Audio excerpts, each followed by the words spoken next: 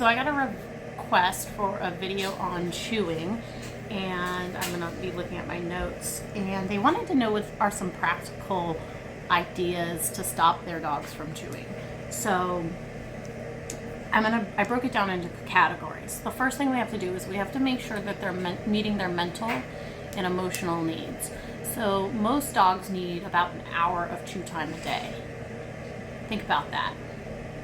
How often are you watching your dog sit down and chew something from start to finish for an hour? They're probably not doing that with their regular Nylabones. So when I'm picking out a chew toy for that chewing hour, I'm picking out something that's so engaging to them, they don't stop chewing it until I take it away. So your dog should be getting an hour of chew time a day. We also need to be looking at exercise. Is our dog getting enough exercise? For humans, we need about, more, but ideally at least 30 minutes of exercise a day. So that's cardio. That means we're out of breath. Dogs need more than that. Your dog doesn't need to be completely exhausted every day, but they also need at least an hour of walking a day. The next reason a dog might chew is frustration. So we want to meet those social needs too. If a dog is left out back, or left in a garage, or left home alone for long periods of time, we could see some chewing due to frustration or anxiety. Typically this type of chewing is done at point of entry or exit. So if they're in the backyard, it might be a fence.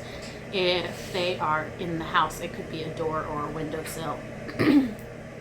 So making sure you're spending enough quality time with them. And the final reason dogs chew is boredom. So some management plans to address it. Management is temporary. Management sets our dogs up for success and prevents them from having mistakes. But without management, our dogs are going to continue to practice unwanted behavior. So some management ideas is if they are unsupervised, using a crate.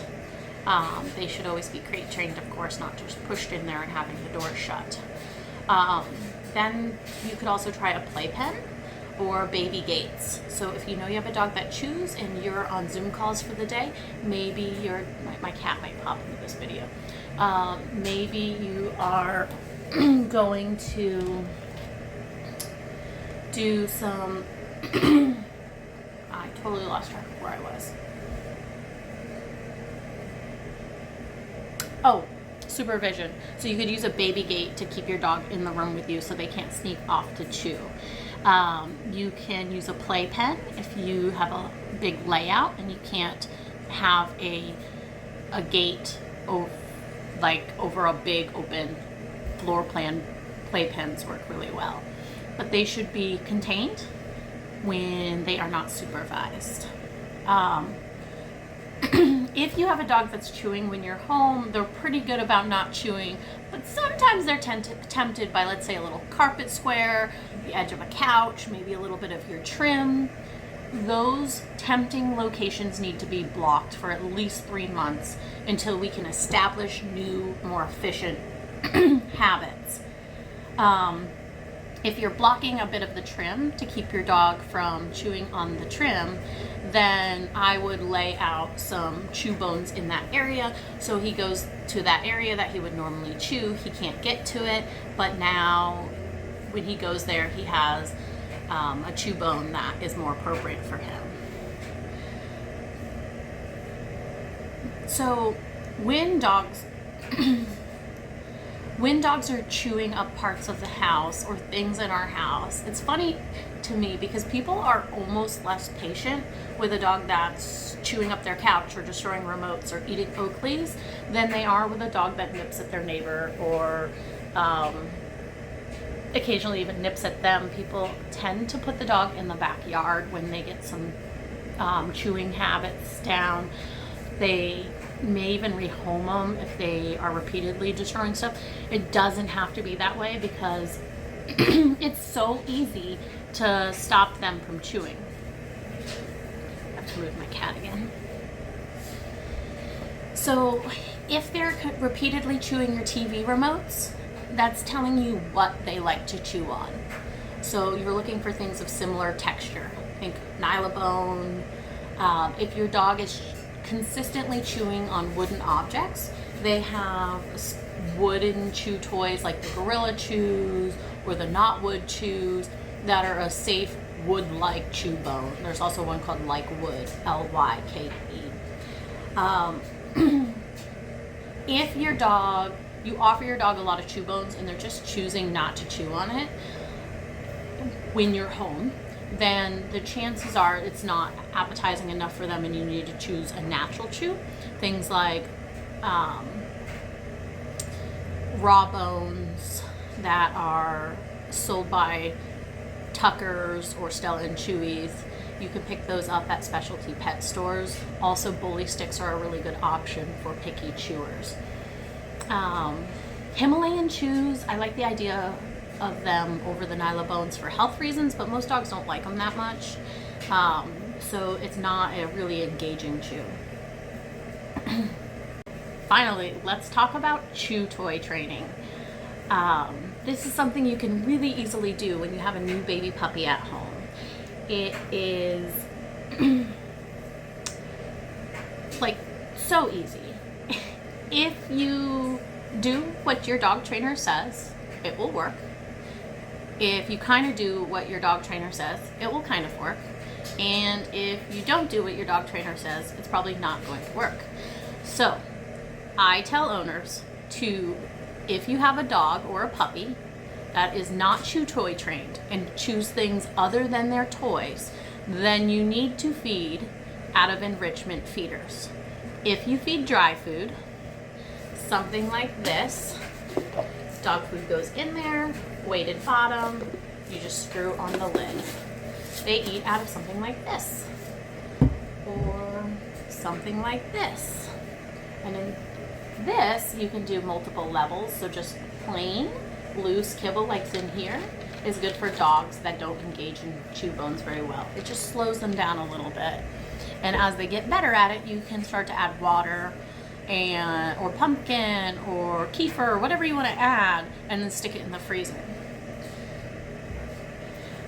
These are a must if you have a dog that chews. So if you wanted to go all natural, you can get a raw weight-bearing bone with hollow in where the marrow goes and stuff that full of kibble if you don't like using the Kong. But this is the product if you have a dog that chews. You have to feed out of enrichment feeders. So if you pull this out of your package, the dog is going to go, what in the heck is that? I don't want to chew on it. It smells bad. It's not really engaging. So you put plain kibble in here, loose. Don't pack it in there. Just give it to them. Let them figure out that when they sniff it, push it around, food falls out. It's self-rewarding and they become a little bit addicted to it. Once they're a little bit addicted to it, you can take a little bit of peanut butter at the end and mix it in with the kibble maybe. You can use pumpkin, oatmeal, yogurt, all sorts of things. Mix it in with the kibble, put it in there. It's a little more challenging. Now it's sticking to the sides and they have to work a little bit to get it out. Once they're doing that, you can do that, mix the kibble with whatever, even water if you want, and then stick it in the freezer. You have to do it for at least a month. Once you've done it for at least a month, when your dog wants to chew something, he's gonna be a Kong toy addict. He's gonna wake up and he's gonna say, where's my Kong toy? I've gotta chew something. And when he feels the need to chew something, it's gonna be this instead of your Oakleys, instead of your shoes, instead of your couch. Training your dog to use chew toys is so incredibly easy. Feed him out of a Kong only. Get it to a point where it's frozen. And give them an hour of chew time a day with a bone that keeps them engaged. If they're stopping chewing before you take the bone away, it's not engaging enough of a toy. Other toys that are really good because they're long lasting, again, I don't love that it's plastic, but if you want to buy one bone and have it last and get your dog addicted to one thing, the hard Nylabones. If you give your dog a hard Nylabone, my cat's using the Kong now.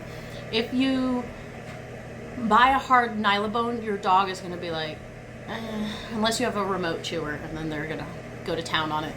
they're going to be like, not really into that. And you're going to find it's left behind most of the time.